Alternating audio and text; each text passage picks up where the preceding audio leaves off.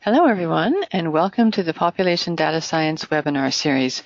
My name is Anne Greenwood, and I'm the Education and Training Lead for Population Data BC. Today, it's my pleasure to introduce Dr. Verity Index and Dr. Stephen Elstab, who will be presenting on why the public needs a say in how patient data are used for COVID-19 responses.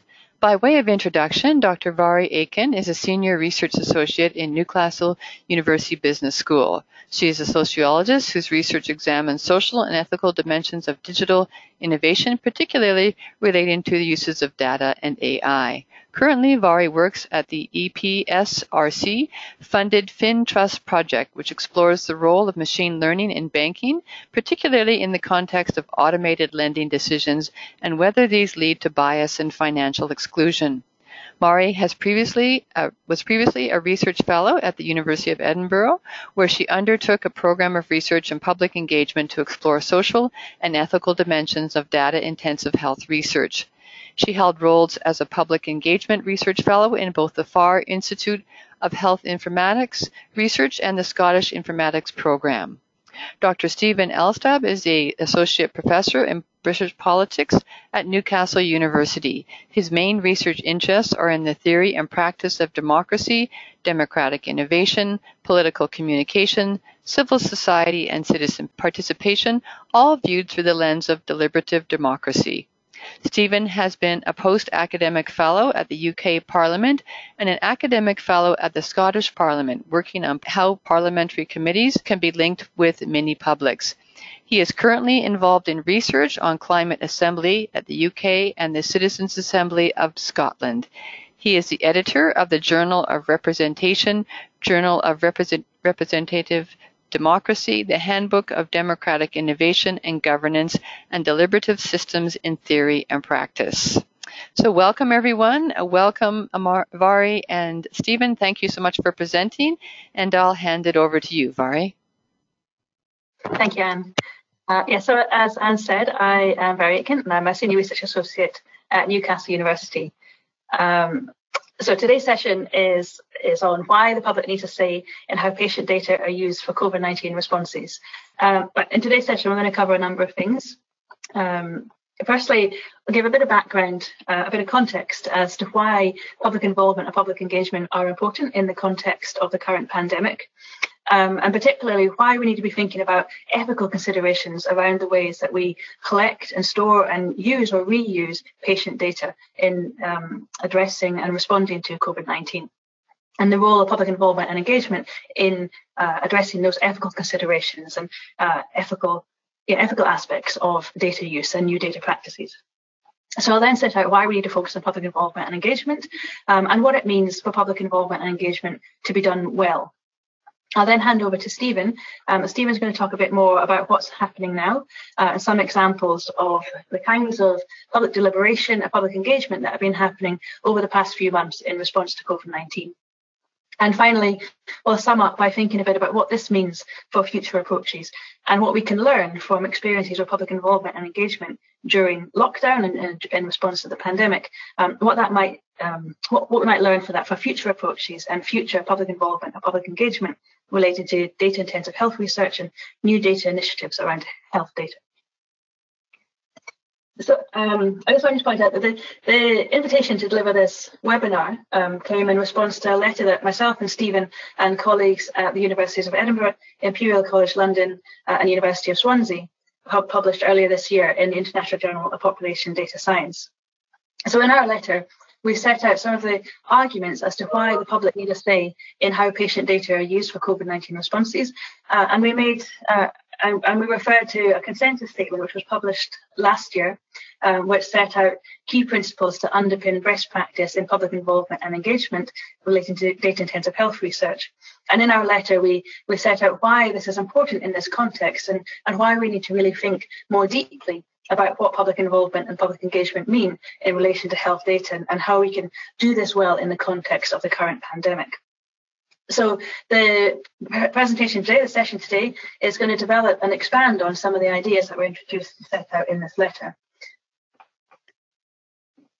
So as I said, we're going to begin by giving a bit of background and a bit of context as to why we're interested in public involvement and engagement relating to uses of data in response to COVID-19. I'm sure it will be no surprise to anyone that in recent years, there's been a very significant increase in interest around data ethics and ethical issues around the collection, storage, and use or access of data. And that's not just patient data or health data, that's data broadly across a range of sectors in both the private sector and the public sector. There's been a number of high-profile controversies relating to data use or data misuse.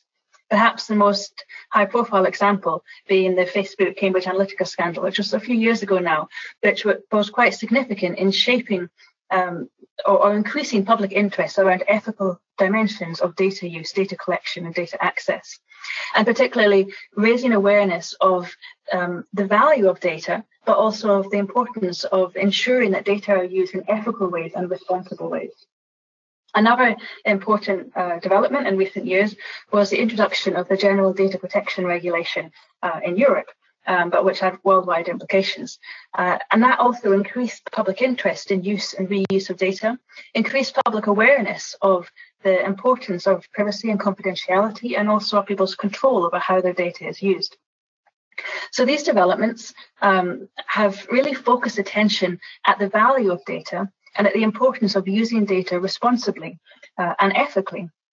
And they resulted in increasing recognition of the need to ensure that data are used in ways which are appropriate, legitimate, and publicly acceptable, and that we ensure we have a social license for current and future data practices.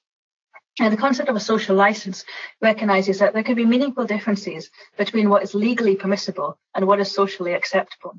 So while, of course, when we're developing new data initiatives, when we're storing patients' data or different kinds of health data or accessing data, of course, we need to ensure that we comply with regulation. Of course, we have to comply with legal frameworks which set out what we must or what we must not do with people's data and the kinds of safeguards that need to be in place, are legally required to be in place. But doing that isn't necessarily the same as taking an ethical approach, and isn't necessarily the same as aligning with public values and expectations. So in many cases, an ethical approach to using data requires going beyond legal compliance, not just doing what we must or must not do, but what we should and should not do with data. And so establishing a social license, or ensuring that there is a social license for new uses of data or new data practices, requires first understanding what are social values or public values and public expectations around the ways that data might be used now and in the future, and seeking to reflect those values, align with those values, address areas of public concern, and reflect public preferences on the ways that data are used. So in many cases, that means going beyond legal compliance to take a more ethical approach to using data. Now, as I said, there have been a number of controversies around use of data in recent years, and these have been particularly high profile in health contexts. The examples that are on this slide are all UK examples, but they're examples of where there have been proposed uses or proposed new systems for harnessing the value of patient data or using patient data for health research or delivery of health services, but which have come to be very controversial. The most recent example here, a high-profile example, was where Google's DeepMind were accessing NHS patient data at a hospital in London. And this was to develop an AI tool, a diagnostic tool to diagnose kidney disease. And this became very controversial, and particularly it was controversial because it drew attention to the involvement of commercial organisations in processing NHS patient data. And this was an area of some contention and of tension. And I should say not outright public opposition to all commercial involvement in research using NHS patient data or using sensitive patient data, but it highlighted the real sensitivities around that area. And it drew attention to the importance of seeking to understand public concerns, to address those concerns, and to understand what public preferences might be around the ways that patient data are used and accessed. And this is really important in the current context. We've seen over the last few months in response to COVID-19 that there has been a very rapid innovation in terms of new mechanisms for accessing or collating patient data and health data, and using that in new ways and developing new data initiatives to respond to COVID-19. The examples on this slide are all UK examples. And I'll be interested perhaps in the discussion of your time at the end to hear of other examples around the world. But these are UK examples of the kinds of data initiatives that were developed in response to COVID-19. The first of these was very early on at the beginning of lockdown in the UK, so around March, when data identifying vulnerable individuals, vulnerable patients, or NHS patient data was shared with major supermarket chains to allow those supermarkets to identify vulnerable individuals who needed to be at home shielding, who weren't able to go to shops to do their own groceries, and enable the supermarkets to identify those individuals, to prioritise them for online shopping deliveries. And I think this is a really interesting example because at the time that this happened, there wasn't a great deal of public discourse around this. There wasn't a great deal of even media coverage or discourse around it. However, we know from previous research that sharing of data between the public and the private sector, particularly in the UK, is very contentious. And particularly that the idea of sharing data which identifies vulnerable patients with commercial organisations such as supermarkets would be very contentious. And under any other circumstances, normal circumstances, we would expect that to be highly controversial and to be a subject of a lot of public debate and discussion. And yet in these exceptional circumstances, it wasn't. And I think that's really important thinking about the future and thinking about how new data practices can be rapidly pushed through in exceptional circumstances, but what does that mean for the future and what does that open up for the future? A second example, again in the UK context, was the development of a data platform which pooled together data from multiple sources relating to COVID-19, and it allows the NHS to track the spread of the pandemic and to predict future outbreaks and to develop appropriate responses to those. But this data platform was developed in collaboration with a number of commercial actors, being Palantir, Google, Microsoft, and using Amazon Web Services as well. And so again, this is an example of where we know from previous cases that commercial involvement in these developments and commercial accessing or processing of NHS patient data raises sensitivities and is an area of some concern. And yet again, in this instance, we see this developing at a rapid pace to respond with some urgency to the pandemic. And the final example on this slide is contact tracing apps. And of course, around the world, we've seen contact tracing apps being developed and in use. And perhaps in the UK, we're not as far ahead as in other areas of the world. But again, this is an example of where new data initiatives are being used to respond to COVID-19. But I think it's also interesting, an example of where we're potentially seeing increasing normalization of technologies to monitor and track social interactions and movements. And potentially this will shape future expectations or future attitudes towards new forms of monitoring technologies or surveillance technologies, and attitudes towards uses of data and the ways that data might be collected and used for public health goals as well as for other social outcomes or in other areas of our lives. So I think these are really powerful examples of the ways that data are being used in new ways to address the urgency of the pandemic, but also in ways which raise ethical concerns, which in other circumstances may have required or may have involved greater deliberation and dialogue around them.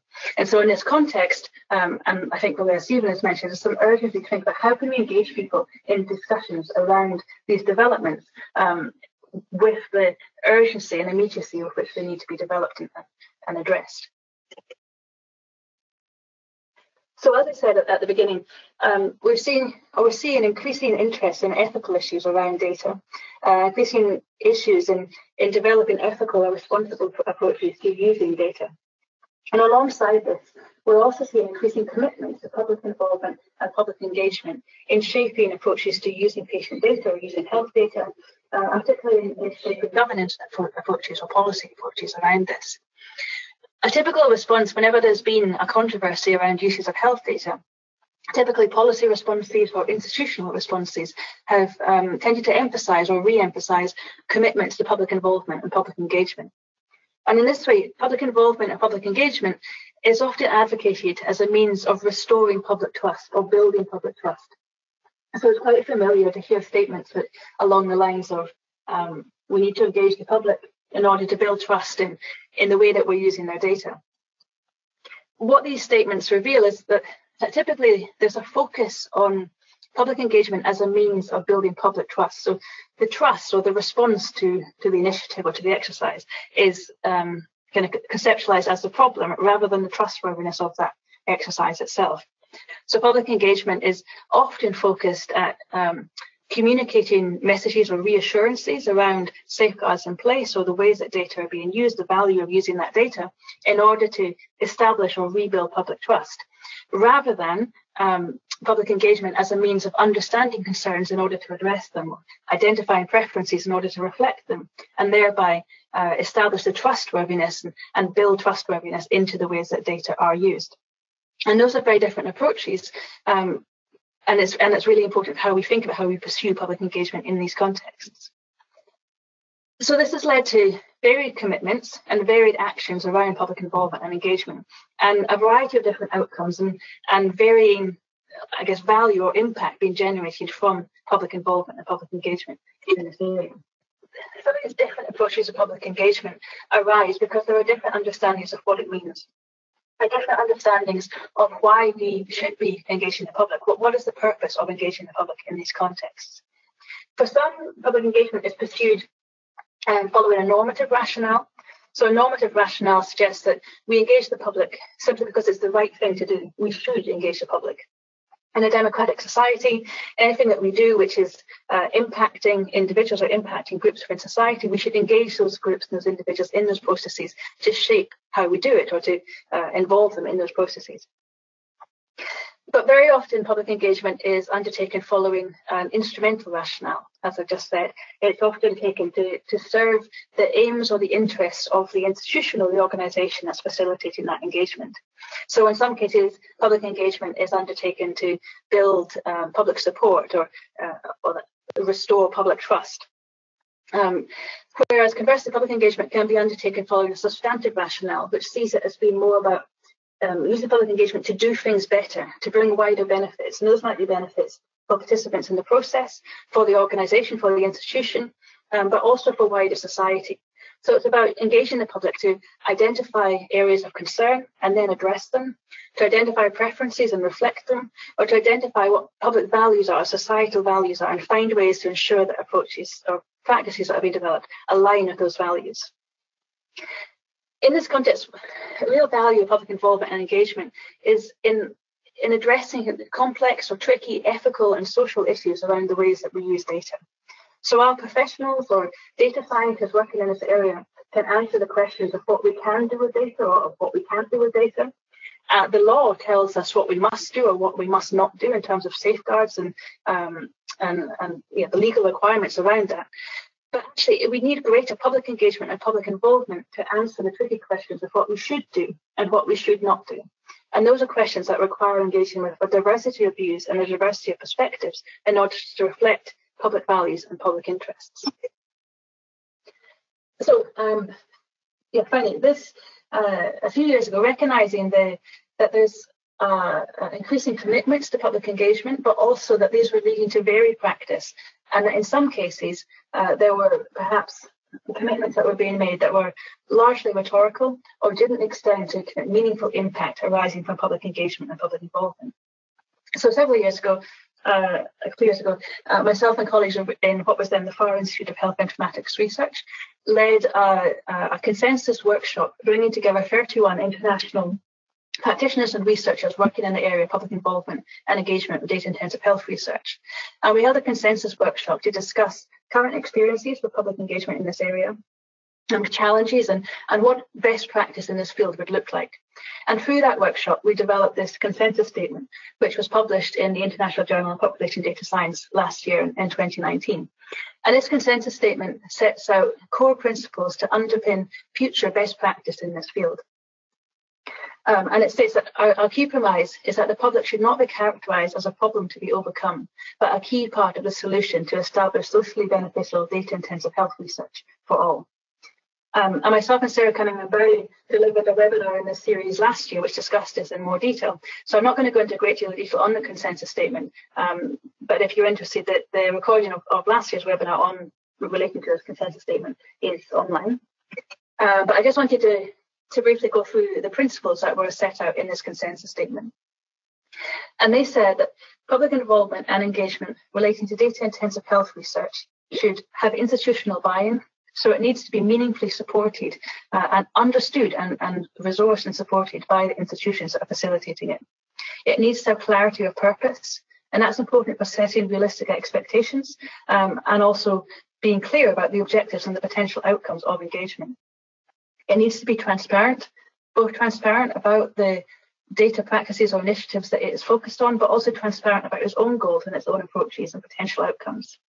It needs to involve two-way communication. So public engagement isn't just about telling people what's happening, but also facilitating dialogue and discussion and listening as much as communicating. It needs to be inclusive and accessible to broad publics. And that's not just about physical accessibility, but also accessible to people with broad viewpoints and diversity, and that we're not necessarily aiming to produce consensus for engagement, but reflecting diverse perspectives. And as Stephen have already said in relation to deliberative democracy, it's important to be broadly accessible and engage with diverse viewpoints and to incorporate them within those processes. Public engagement should be ongoing. So we should try to avoid one-off engagement activities, but more build a program and a larger strategy for engagement, which can feed into data initiatives on an ongoing basis. It should be designed to produce impact. So we should know what can change as a result of public engagement and ensure that there are mechanisms in place to realise that change and realise that impact. And finally, it should be evaluated. And be evaluated always comes last on the list, but of course, in reality, evaluation should be throughout the whole process from the beginning and incorporated at all stages. These are the core principles that were outlined in our consensus statement to underpin future best practice in public involvement and engagement. And I think these are really important to take account of in the current context and as we're developing new forms of innovative forms of engagement in the pandemic and during lockdown, but also going forward and think about how we incorporate and how we reflect on these principles in future practice. So here's where I would have handed over to Stephen. So clearly, public involvement and engagement is vital to shape socially acceptable and ethically robust data practices. It's really crucial to answer those tricky questions of what we should and what we shouldn't be doing with data. So not just how can we use the data to understand the pandemic or understand health services and health needs, but more, how should we be using that and who should have access to it, under what conditions? And these really tricky questions are questions that professionals struggle with. And reaching out and incorporating the views of more diverse publics and diverse individuals within those discussions can be really valuable in addressing and resolving some of those complex ethical dilemmas. Meaningful engagement is important not just to achieve things well in relation to the current crisis. So when we're talking about engagement in relation to COVID-19, it's not just about making sure we do it well now, but also recognising that how we do it now, the current practices that are developed in the context of this urgency, are going to shape the way for what comes after. Are either going to open up new ways of working, or perhaps establish ways of working which may be positive or negative, and we need to be mindful of that and reflecting on that.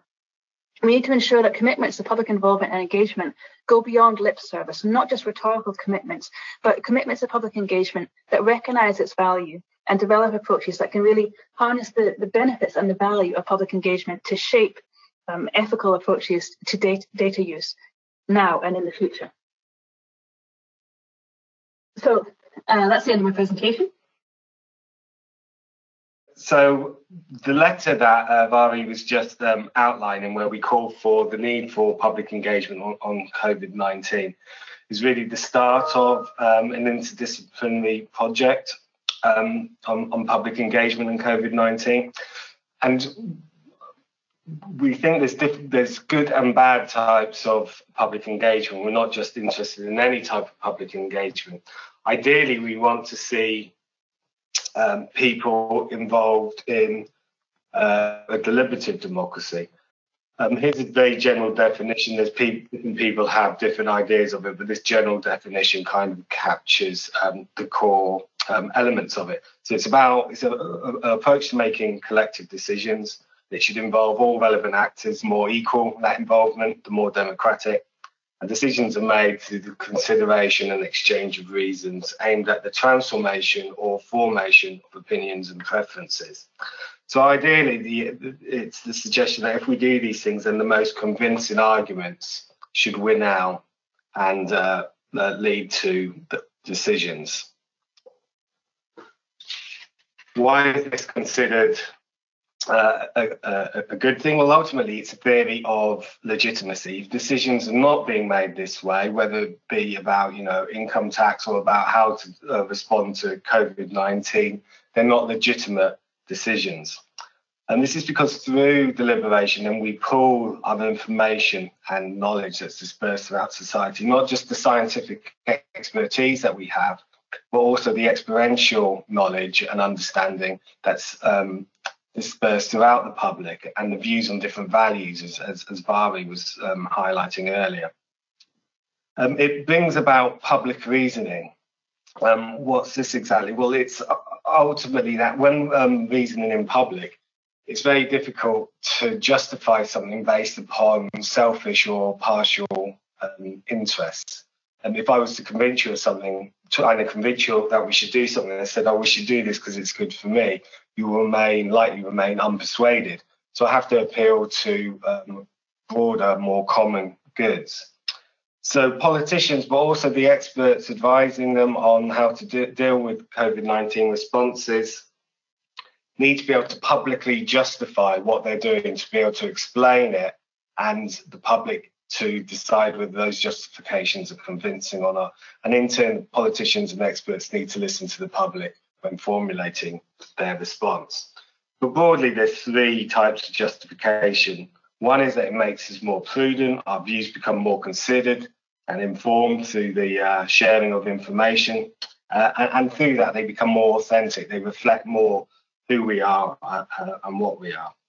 They promote epistemic justification. The decisions are ultimately better, again, because they're more informed, but also because they're focused on more common goods rather than narrow interests. And there's also a proceduralist justification. Ultimately, it's considered to be a fair way of making decisions. However, deliberation is difficult to achieve in good circumstances. The pandemic brings significant challenges that are far from good circumstances, and making it more difficult to achieve than in normal times. The decisions that are having to be made are highly complex.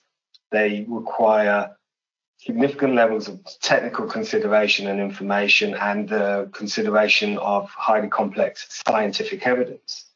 This raises the barrier then for lay members of the public to be involved. There's the issue of time. Policy decisions in response to COVID are being made rapidly. They're also being constantly changing. It's not like one policy decision is being implemented and retained for months or years. They're changing sometimes on a daily, but certainly a weekly basis. Deliberation takes time. Good public engagement can take time. Is it possible then to engage the public in the COVID-19 response? People are feeling a lot of fear and anxiety around the pandemic. And this deliberation is trying to promote rational consideration and engagement with the issue. Is that possible when people are having such an emotional response?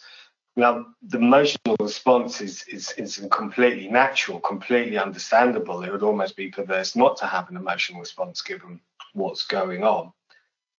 Also, I'd actually say, unlike some, that emotion can be an important part of what deliberation is, but nevertheless, I think it does create challenges to try and accommodate that in public engagement and to deal with that emotion.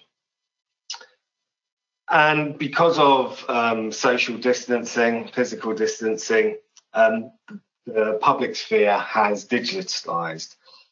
This is a harder arena to have good deliberation than in face-to-face interaction. People are often less respectful in online communication. The socialisation to form bonds that can underpin good deliberation and form a foundation of it is often taken away, or certainly harder to recreate online. And then it can be less inclusive. Some people don't have the skills or the means to access digital public spheres.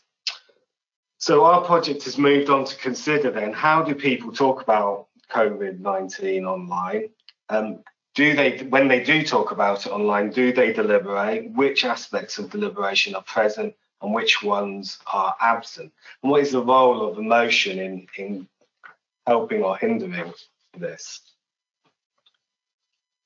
And we've identified 3 different cases that represent a variety of digital spaces for public engagement. In all 3, the public have been involved in discussing aspects of COVID-19 and the response to it.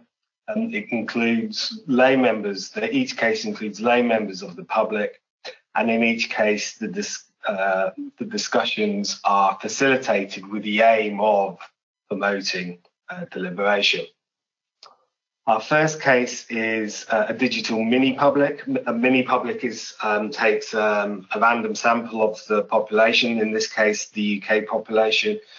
It gives them balanced information and then facilitates their discussion until they come up with recommendations. Our case here is the Climate Assembly UK.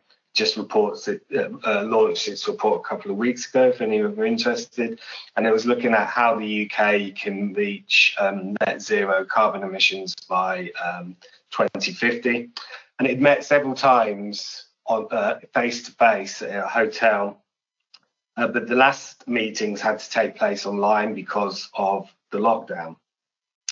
Our second, during that part, they looked at whether, although this was about decarbonisation and not COVID, they discussed whether COVID-19 had changed their views towards climate change and decarbonisation in any way, and the recommendations they were going to make, whether they needed to be reformed in light of the changes in behaviour that people have done through lockdown.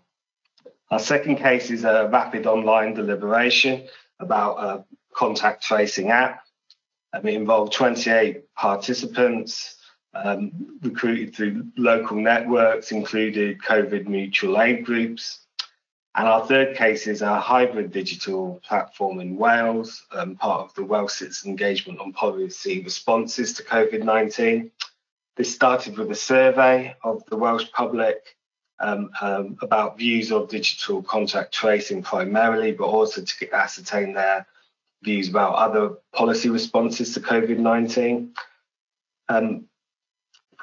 From that, 25 people were brought together online again, obviously, to discuss the contact tracing app and other policy responses to COVID-19.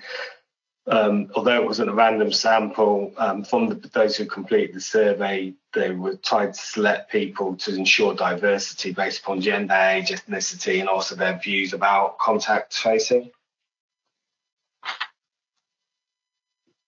So we now have the transcripts of the discussions from our 3 cases, and we're going to expose these to a content analysis to assess their deliberative quality. It's the Discourse Quality Index, and it will allow us to do quantitative analysis of the discussions that have taken place online in our 3 cases.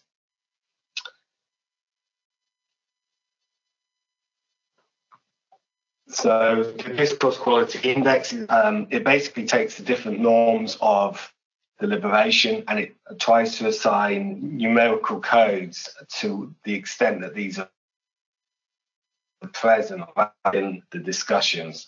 So the norms are: all citizens should be able to participate equally without constraint or coercion. All who are participating should articulate their views in a truthful manner. All assertions and validity claims should be logically justified. Arguments should be orientated towards the common good. Participants should listen to and respect the arguments of others. Participants should allow the force of the better argument to prevail. So we basically come up with a code for each of those. The only one we can't is sincerity. We don't know whether people are telling the truth or not, of course. But I won't go through the full coding, but just for brevity, really. But I'll give you an example just to sort of illustrate the type of method we're dealing with. So take, for example, the deliberative norm or decisions and validity claims should be logically justified. So basically, people should give reasons for what their demands are. Basically, that's what that's suggesting. And if someone makes a demand and doesn't justify it, it would say get a 0. If they offer an inferior justification, which is they do justify what they want, but it doesn't really link concretely to the demand, then that would say get a 1 for an inferior justification. The qualified justification would be where the reason for what they want is clearly linked to what they want, and then that would get a score of 2. And we'll do that then throughout across our sample of discussions. We're bringing in some specific COVID-19 codes as well in order to try and look at how the emotional response that people will have to COVID-19. And we want to supplement this more quantitative analysis with some inductive qualitative analysis too. So so no justification is not deliberative, and qualified justification highly deliberative. Then I just want to conclude with reflection on some of the challenges to do the research, because I think what's been going on isn't just challenging to get good public deliberation, good public engagement. It's challenging to do research about it. The multidisciplinary group that we've formed has been formed under lockdown. We've never ever met as a group. Many of us didn't know each other before this project. We formed and established a research group during lockdown, entirely online. That brings its own sort of logistical challenges. But we also would come from a range of different disciplines, and we really want to make it not multidisciplinary group. We want it to be an interdisciplinary group with an interdisciplinary research project that both draws on those different disciplines, but is able to speak to those different disciplines as well. And that's what we're striving to achieve. Time has been a huge barrier. This wasn't planned for, this research. This is sort of like just we've done it for the love of it because we think it's important. We're trying to sort of bring it into our already hectic schedules, which have been made even more hectic with lockdown and homeschooling and childcare due to school closures, etc. But also, given the urgency of the situation of the pandemic, we want to do this research quickly. We see it as urgent, and we've tried to expedite it as a result.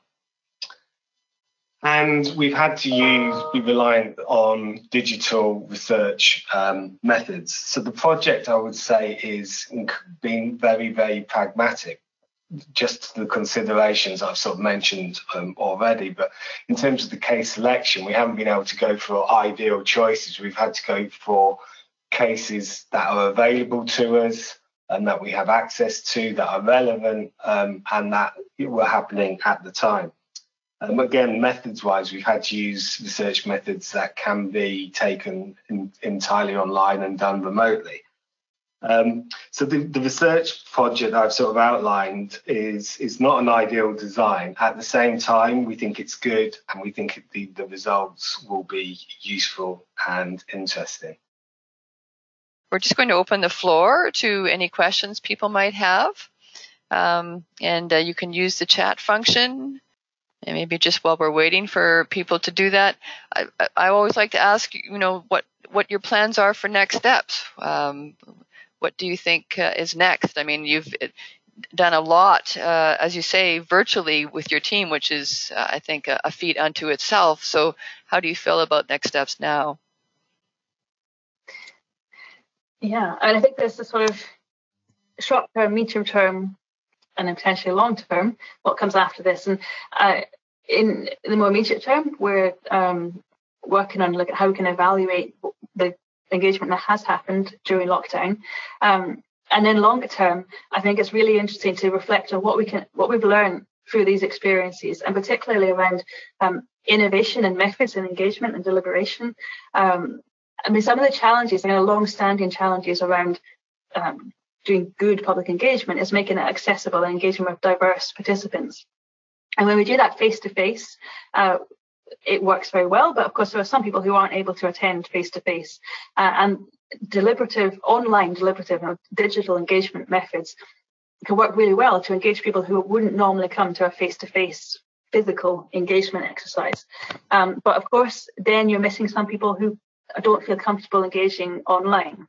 So I think that going ahead, what's going to be really interesting, really exciting, as we begin to return to some kind of normality and all be able to do these things physically face-to-face again in the future, is actually thinking about how we combine the new digital methods with face-to-face methods, and how do we get the best of both of that, learn from these experiences and combine what we've learned in terms of rapid online deliberations with the more traditional face-to-face deliberations. That's something to explore. Yeah, thank you very much. And I see that Rosalind has her hand raised. And Rosalind, I've unmuted you, so go ahead and ask your question. Well, I think it's partly answered, but I'm very interested in the deliberative democracy idea, and I'm not familiar with it, but it seems to me to be a very useful and productive way of going about getting meaningful feedback. And I was wondering this is a terrible question, but I was wondering what the results might look like in terms of the work that you're doing at the moment.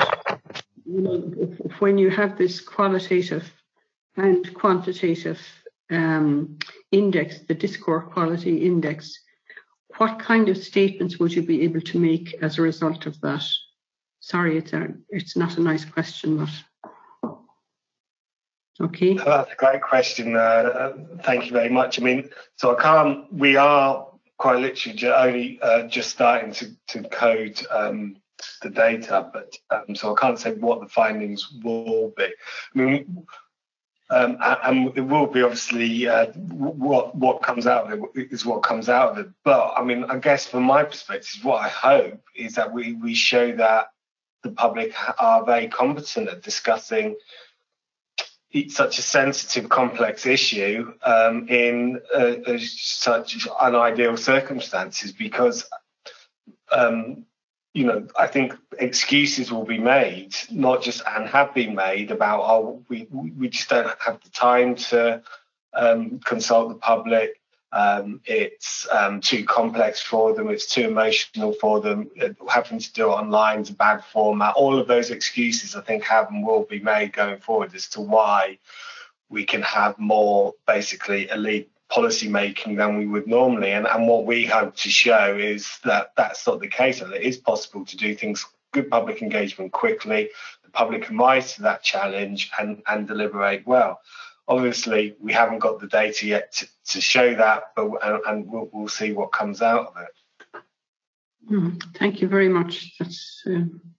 Thank you.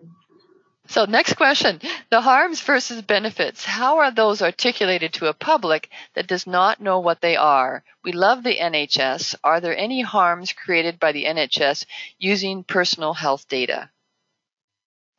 That's a tricky one, because obviously different people are going to have different views on that, and that's partly the value of doing this deliberative process and engagement, is to understand from different perspectives what might be perceived as harms.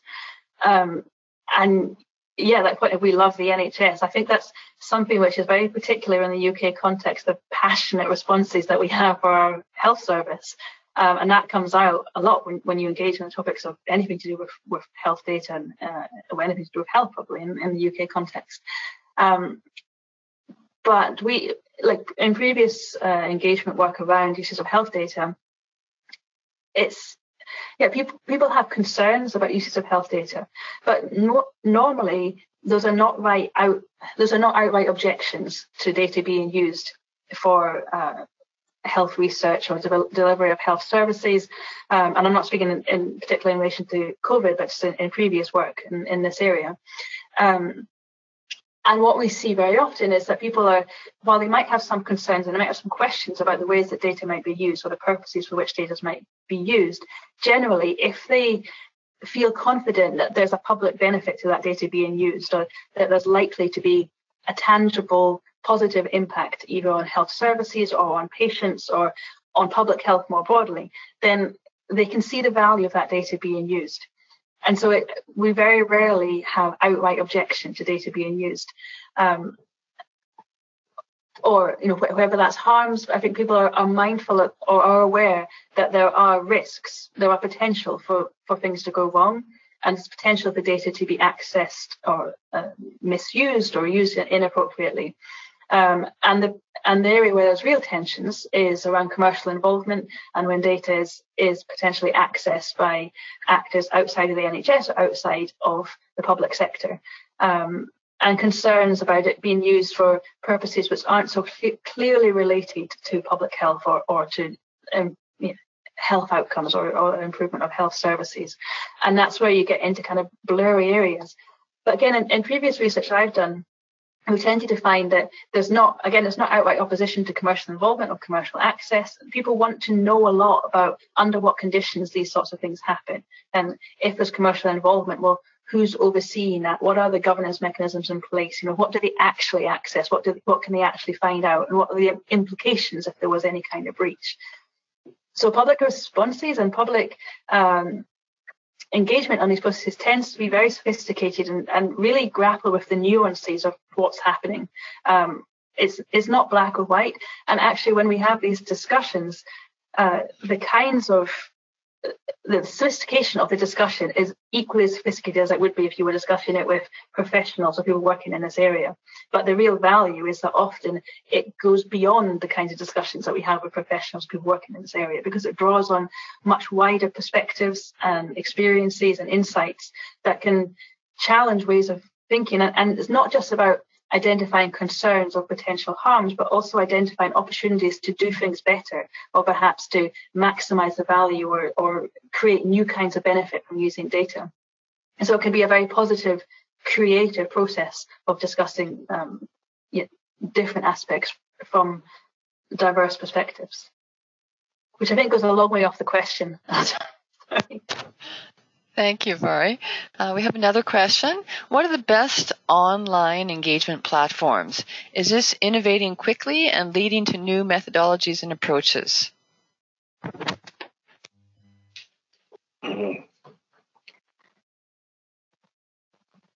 That's a very good question, and I'm not 100% sure what the best are. I think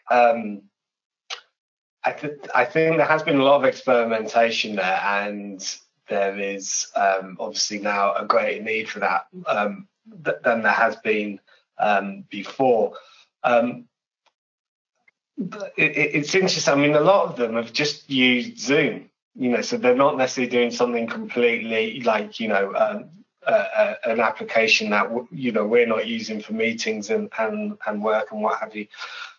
So it depends, the facilitation, I think that can still happen in a similar way to how it does in a face-to-face situation.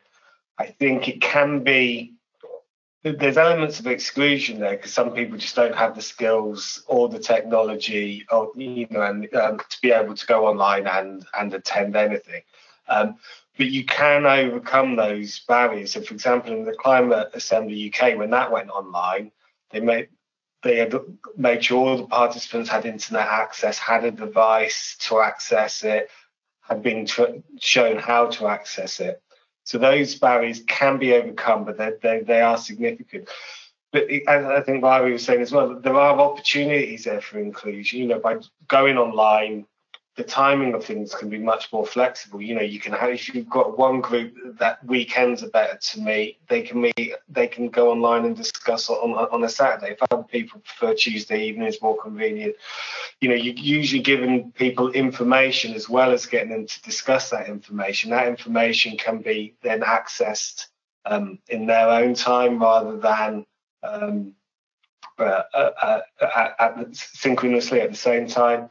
And you can give that information in a great variety of formats and perhaps face to face. So there are some advantages. Then the biggest challenge is, you miss that social side, you miss those social bonds that you meet by having a coffee and a break, or going for lunch together, or going for a drink or a meal together at the end of the day, when you're all assembled somewhere and meet physically. And that's really hard to replace online, and I think that is a significant concern. Mary, go ahead. I've unmuted you for your next comment and question. I have used the consensus statement that you led on developing, Mari, and I just wanted to say thank you so much for developing it. As a patient and public involvement and engagement lead, it's just very, very helpful to have these kinds of value statements and sort of checklist sounds too crude, but it's just incredibly helpful. So thank you for taking that initiative. Yeah, thank you. That's wonderful. That's what I'd love to hear. And obviously it's not just me, it's myself and colleagues, everybody who contributed to it, and it was led by myself and colleagues in the Fire Institute. That's great to hear that it's being helpful. And certainly the intention with the consensus statement was to, not to set out how to. It's not about methods, but the principles that would underpin decisions about then how you go about doing engagement. And certainly what we hope with the consensus statement is that it will lead to more reflection and more discussion around the kinds of decisions that are being made and approaches that are being made to public involvement and engagement in this area. And actually partly what is needed is more critical engagement with that and more discourse around what's happening and what's working well and what could be improved, and not just, I suppose maybe sometimes there's a tendency to report the successes of engagement or to report it as a kind of straightforward thing that was done as part of a wider project or program. And we need to kind of build the evidence of the value of doing it and the value of doing it well, and thereby kind of increase understanding of public engagement and why we do it, but also the value and the impacts it can bring, and hopefully then reinforce the kind of institutional commitments that we're increasingly seeing, but to strengthen those commitments and make them meaningful through increasing understandings and increasing the value that public engagement is seen to bring. But thank you for your comment. I'm delighted to hear that it's being useful. If I can just come back, it's interesting. I mean, my background is really having been involved, I suppose in a parallel way in terms of service user involvement in services and in research. And it's quite interesting and difficult if you're in that sort of intermediary role. On the one hand, and I guess it's the same perhaps for researchers, but on the one hand, advocating for involvement, whilst at the same time often being very critical of the limitations and challenges and lip service and getting that balance right between, you often have huge conflicts of, are you the kind of rah-rah person saying, this is worthwhile, this is good, and emphasizing what's been achieved, or are you the person who's pointing out how frustrating it is and how underfunded it is and how limited it is? Yeah. So anyway, the project's an ongoing one, I guess. That's certainly those kinds of tensions there. That's certainly something that I think most people working in this field will struggle with. I know that I've struggled with at times in the past, where you, as somebody who researches public engagement and takes a critical perspective on it, and perhaps you're very aware of the limitations and of what it takes to do it well. But at the same time, doing it well is difficult and challenging, and it's never going to be perfect. And at times when you're doing it, and especially at the moment in the context of a pandemic, where things needed to happen in a very short time scale with great urgency, and sometimes it's a matter of just doing something. You have to do it. It's not going to be perfect, so you do it.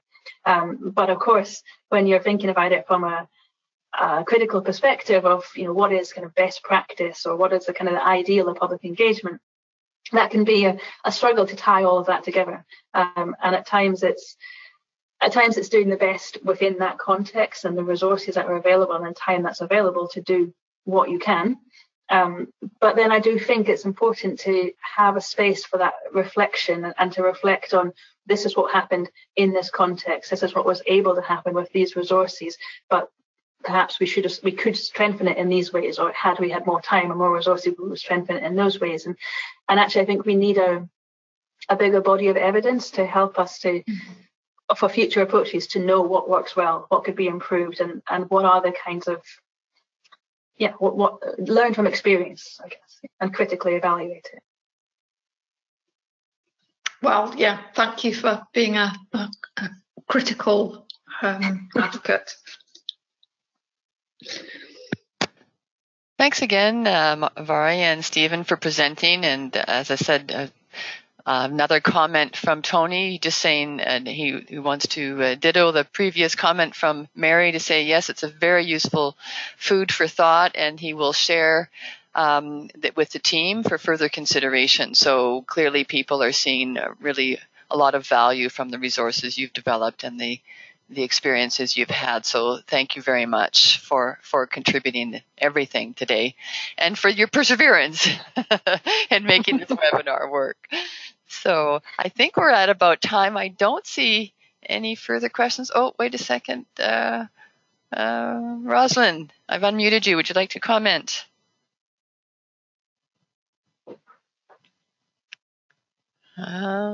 Rosalind says, thank you for an excellent presentation with lots to think about. So I have unmuted you, Rosalind, if you wanted to add anything before we close out. No, just to say thank you very much. And continue your great work. Great. Thank you so much. So thanks again, everyone. We'll put together the recording, and you can see it up on the website in the next week or so. So thanks again. So much, Vari and Stephen, for presenting, and we hope to talk to you again in the future. You've got everyone's got your emails, so if you'd like to connect with them, you can do that as well. Yeah, and thanks, Anne, for organising this and inviting us. We really appreciate it. Thank you. Thank you. Okay, bye for now.